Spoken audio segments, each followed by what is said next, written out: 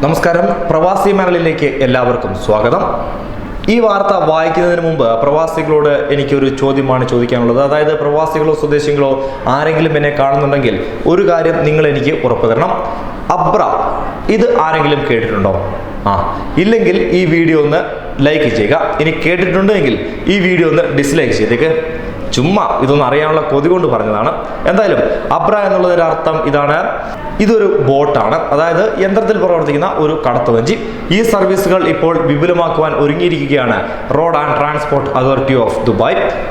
RTO നടപ്പാക്കുന്ന ഈ പദ്ധതിയുടെ ഏറ്റവും വലിയ ഗുണം എന്താണെന്ന് വെച്ചാൽ താരതമ്യേന കുറഞ്ഞ നിരക്കിൽ യാത്ര ചെയ്യാനാകും എന്നുള്ളത് തന്നെയാണ്. മാത്രമല്ല, ജലയാന പദ്ധതികളുടെ പ്രധാന നേട്ടം ജലമാർഗമുള്ള ചരക്ക് നീക്കത്തിനും സഹായകമാകുമെന്നതും ബോട്ടുകളും പത്തേമാരികളും ഉപയോഗിച്ചുള്ള പരമ്പരാഗത ചരക്ക് നീക്കത്തിനും ഇനി മുതൽ സാധ്യത ഏറുകയാണ്.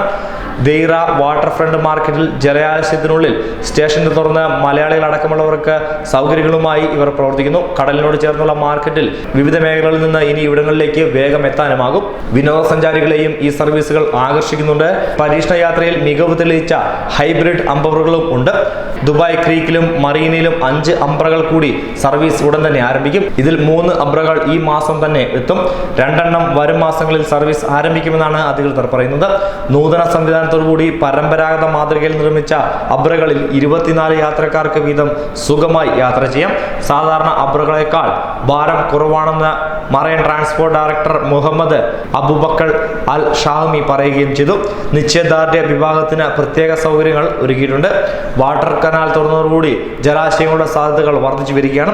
കൂടുതൽ മേഖലകളിലേക്ക് സർവീസ് ആരംഭിക്കുകയും നിലവിലുള്ള സർവീസുകളുടെ എണ്ണം കൂടുകയും ചെയ്യും. ഇതിനോടൊപ്പം കൂടുതൽ സ്റ്റേഷനുകൾ തുറക്കുമെന്നും ഇദ്ദേഹം പറഞ്ഞു. ദുബായ് വാട്ടർ കനാൽ വഴിയുള്ള ഗതാഗതം വിപുലമാക്കുവാൻ 10 വർഷത്തെ കർമ്മ പദ്ധതിക്ക് കഴിഞ്ഞ വർഷം രൂപം നൽകിയിരുന്നു. അതുകൊണ്ട് തന്നെ വിവിധ മേഖലകളിലേക്ക് ഇനി വാട്ടർ കനാൽ വഴി എളുപ്പത്തിൽ യാത്ര ചെയ്യാനാകും. അൽ വജിഹ, അൽ മയ്യ, മറാസി, ഷെയ്ഖ് സായിദ് റോഡ് സ്റ്റേഷനിലേക്കും അബ്ര സർവീസുകൾ തുടങ്ങുകയാണ്. 2 വാട്ടർ ബസ്സുകളും ഉൾപ്പെടുത്തും.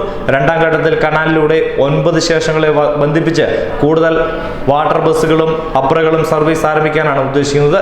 2030 ആകുമ്പോഴേക്കും ജുമേറ 2, അൽ സഫ 2, ഷെയ്ഖ് സായിദ് റോഡ് 2, ഗോഡോഫിൽ മേഖലകളിലേക്ക് കൂടുതൽ വാട്ടർ ബസ് ഫെറി സർവീസുകൾ തുടങ്ങാനാണ് ഉദ്ദേശിക്കുന്നത്. 10 അബ്രകൾ കൂടുതലായി ഉൾപ്പെടുത്തുവാനും പദ്ധതിയുണ്ട്. വിശാല ജലാശയങ്ങളിൽ ഉള്ളതിനാൽ ഫെറി ബോട്ട്, വാട്ടർ ബസ്, അബ്ര സർവീസുകൾക്ക് ദുബായിൽ വൻ സാധ്യതയാണ് ഉള്ളത്. നഗര സൗന്ദര്യവൽക്കരണം മാത്രമല്ല ദുബായ് ലക്ഷ്യമിട്ടിരിക്കുന്നത്.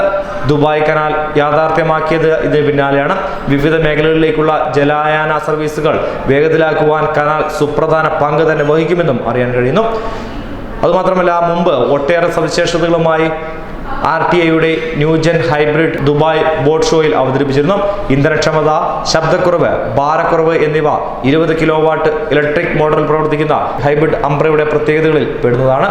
20-ലധികം ബാറ്ററികളും സൗരോർജ പാനലുകളും അടിയന്തര ജനറേറ്ററുകളും സ്വയം പ്രവർത്തിക്കുന്ന അഗ്നി പ്രതിരോധ സംവിധാനവും ഹൈബ്രിഡ് അംബ്രയെ വ്യത്യസ്തവും സുരക്ഷിതവുമാക്കുന്നതായി പരിസ്ഥിതി സൗഹാർദ്ദ സന്ദേശവും പേര് യാത്ര തുടങ്ങുന്ന അബ്രയിൽ 20 പേർക്ക് സുഖമായി സഞ്ചരിക്കാമെന്നുമാണ് ഇതിന്റെ അധികൃതർ പറഞ്ഞിരിക്കുന്നത്.